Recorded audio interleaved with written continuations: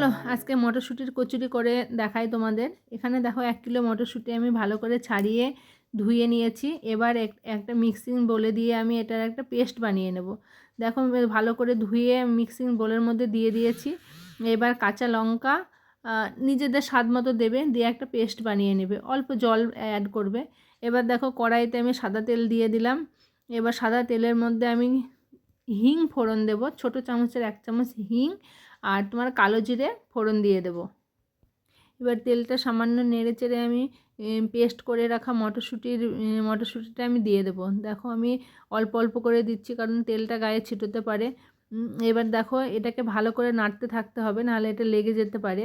আমি এটা নাড়তেই থাকবো। দেখো এটাকে নাড়তেই থাকতে হবে কারণ এর ভেতরে যে জলটা সেটা শুকিয়ে একটা ড্রাই একটা মিশ্রণ তৈরি করতে হবে। এবার স্বাদ মতো নুন আমি অ্যাড করে দেবো। এখানে 2 চামচ মতো নুন আমি অ্যাড করেছি।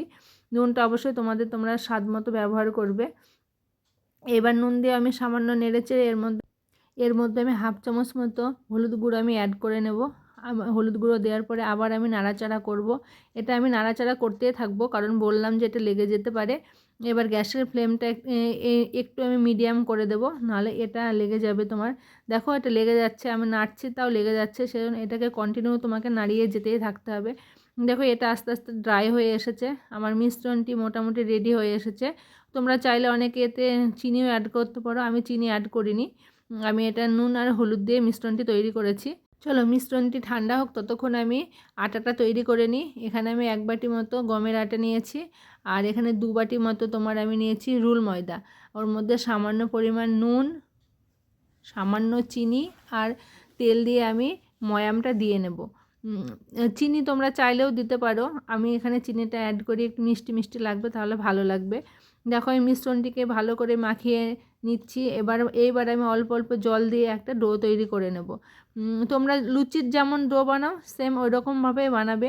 দেখো আমার ডোটা রেডি হয়ে গেছে। সামান্য তেল মাখিয়ে একে আমি আধা ঘন্টা রেস্টের জন্য রেখে দিলাম। দেখো তেলটা দিয়ে ভালো করে আরেকটু আমি মেখে নিচ্ছি। একটু ঠেসে মেখে আমি এটাকে এবার ঢাকা দিয়ে আধা ঘন্টার জন্য রেখে দেবো। দুটো মিশ্রণকে আমি কিছুক্ষণের জন্য রেখে দিলাম। এইবার দেখো আমি আধা ঘন্টা পর ফিরে আসলাম। দেখো এবার ময়দাটা আর একটু নেড়ে চেড়ে আমি দেখো এবার এর লেচি কেটে নিচ্ছি। লেচিগুলো একটু বড় নেবে কারণ ওর ভিতরে তোমাকে পুরটা ভরতে হবে। মটরশুঁটির পুরটা ভরে তাকে তোমাকে বেলতে হবে, খুব পাতলা বেললে এটা ফেটে যাওয়ার ভয় থাকতে পারে। দেখো আমি গোল শেপ দিয়ে ওর ভিতরে আমি যেমন পুর ভরে সেরকমভাবে পুরটা ভরে আমি মুখটা বন্ধ করে নেব। মুখটা ভালো করে বন্ধ করবে, নাহলে ফেটে যাওয়ার ভয় থাকতে পারে। এবার আমি হালকা হালকা রাউন্ড করে ওটাকে একটু চেপে রেখে দিলাম। এবার দেখো কড়াইতে তেল গরম করতে বসিয়েছি।